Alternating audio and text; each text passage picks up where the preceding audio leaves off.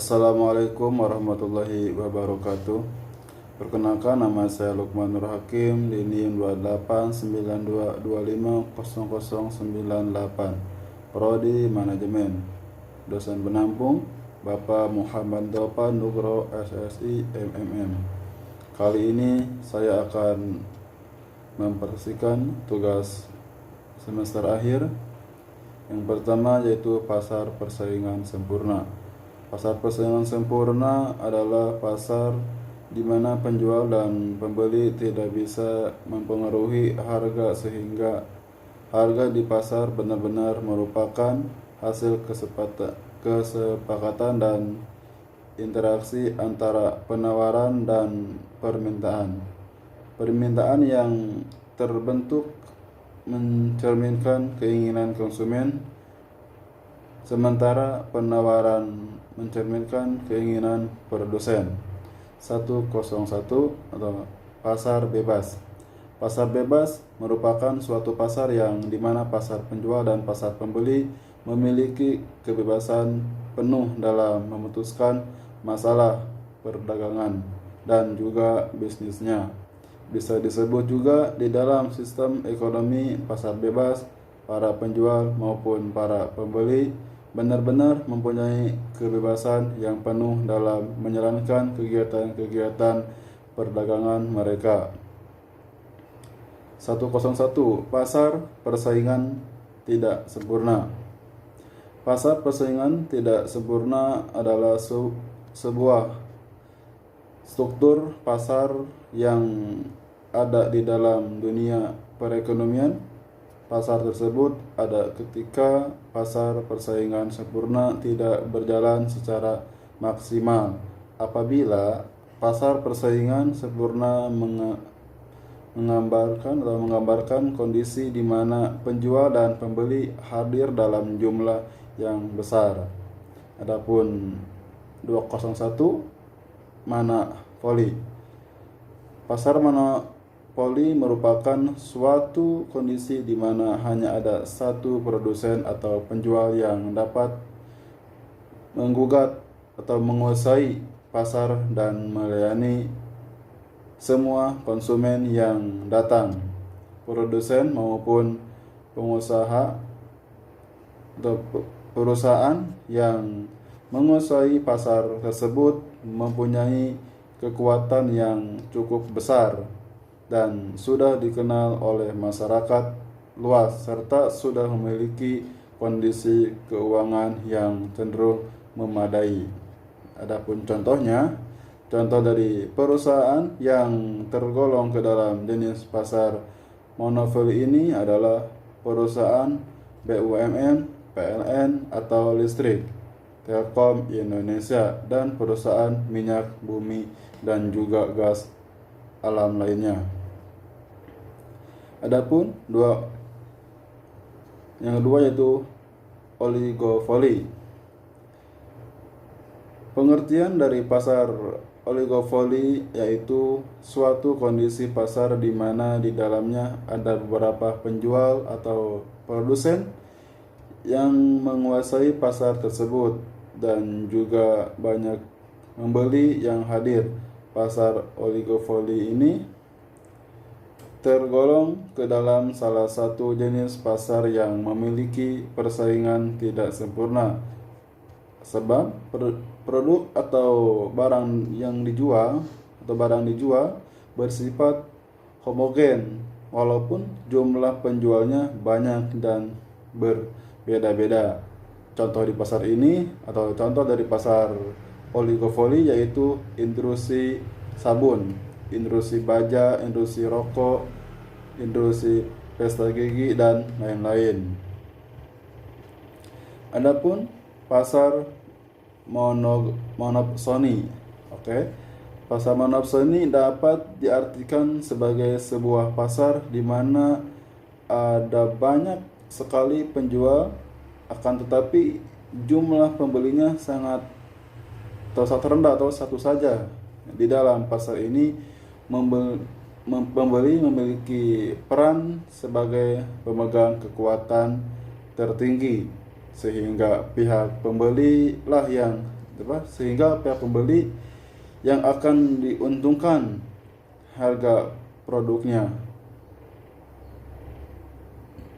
Namun atau diuntungkan dapat menjadi seperti yang diinginkan oleh konsumen atau pembeli. Namun, walaupun begitu, penjual atau produsen juga harus tetap berusaha untuk mendapatkan keuntungan yang besar atau sebesar mungkin untuk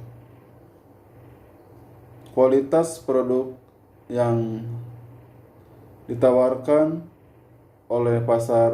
Produsen pada dasarnya sudah terjadi atau sudah terjamin kualitasnya gitu ya, sebab semua perdagangan akan selalu berusaha memberikan produk terbaiknya untuk para pembeli supaya tidak salah saling saingi gitu, tidak salah saing dalam penjual lainnya. Kita ke pasar oligopsoni.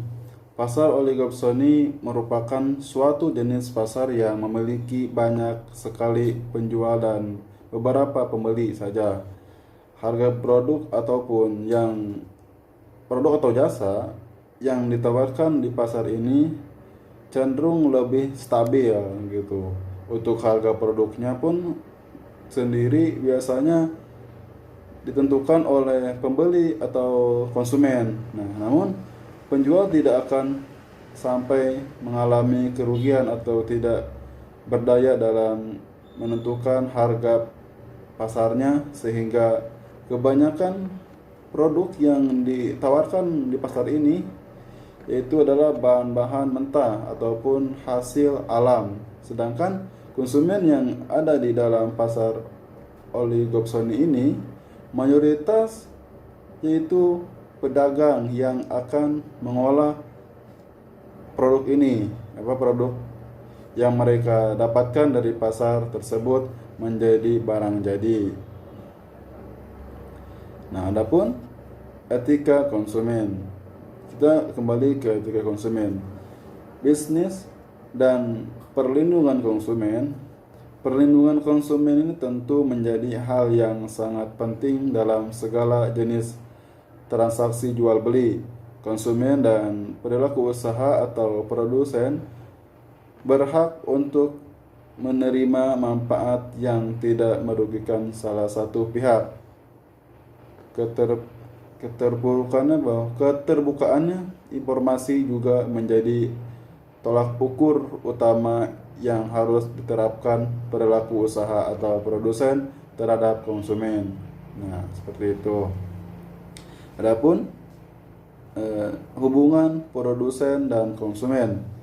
Hubungan produsen dan konsumen ini antara produsen dan konsumen ini merupakan sebuah hubungan sebab akibat yang selalu memberikan antara suatu dan lainnya.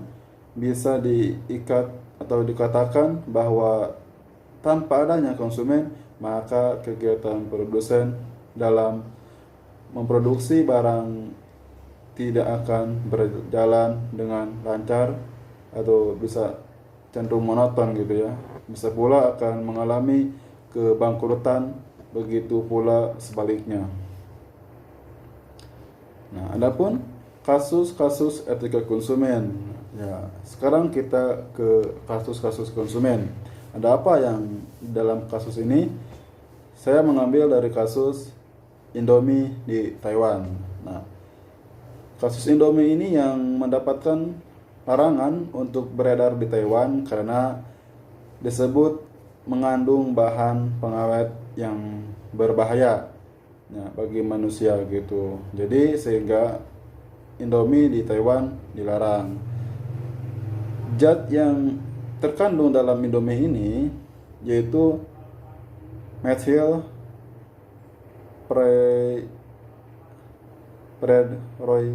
benzoate dan benzoic adix atau asam benzoat ya, asam benzoat. Kedua zat ini biasanya hanya boleh digunakan untuk membuat kosmetik gitu, sehingga di Taiwan atau di negara Taiwan itu dilarang Indomie produk itu beredar. Nah, berdasarkan dari rilis resmi dari Indofood atau CBV, sukses makmur selalu selaku produsennya itu bahwa Indomie menegaskan produk mie instan yang diekspor ke Taiwan ini sudah memenuhi peraturan atau mengikuti aturan lah dari negara Taiwan sana, sehingga para produsen atau berani gitu memberikan Indomie ini atau jenis produk ini ke Taiwan. Dan juga jelas BPOM juga telah menyatakan Indomie tidak berbahaya, sehingga Indomie ini sama produsen diimpor ke Taiwan. Nah, seperti itu. Adapun pelanggaran yang kedua, saya ngambil pelanggaran atau penggunaan formalin pada ikan asin gitu ya. Ikan asin yang dijual di pasar tradisional di kota Jogja khususnya terbukti mengandung bahan pengawet berbahaya, yaitu formalin ya. Hal ini terlihat dari hasil pengecekan yang dilakukan stasiun karantina ikan ya gitu, bahwa udah dicek gitu di sana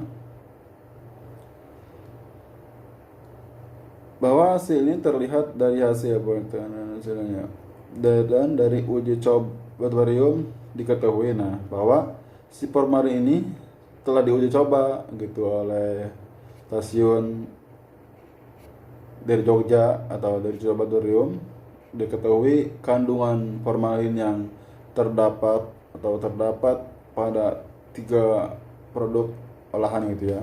Olahan tersebut gitu mencapai di atas 10 ppm, atau artinya dari 1 kilogram asin ini diolah perikanannya tersebut terdapat 1 miligram atau kandungan formalin. Nah, menggunakan formalin ini sendiri kita ketahui sudah dilarang gitu oleh dilarang, dan peraturan Menteri Kesehatan pun juga melarang pada nomor 33 tahun 2012. Nah, bahwa Menteri Kesehatan pun sudah melarang ini menggunakan bahan formalin ini, apalagi untuk jenis makanan ya, itu sangat berbahaya. Oke, 2 yaitu kita lanjut ke etika periklanan, yang dimana pengertian ikan periklanan ini menurut Dewan Periklanan Indonesia atau DPI, ketika dalam sekumpulan norma atau azas atau sistem perilaku yang dibuat oleh sekelompok tertentu yang harus didatangi oleh individu atau kelompok individu yang menjadi anggotanya atas dasar moralitas baik buruknya atau benar salahnya untuk hal atau aktivitas budaya tertentu. Jadi etika ini adalah lini arahan atau aturan moral dari sebuah situasi di mana seorang bertindak dan berpengaruhi gitu di stasiun itu, atau mempengaruhi tindakan atau orang atau kelompok lainnya. Nah, definisi ketika ini juga berlaku untuk sekelompok media sebagai subjek etis yang ada. Nah, jadi etika periklanan ini telah disetujui lah gitu oleh sekelompok atau orang yang berpengaruh di bidang itu.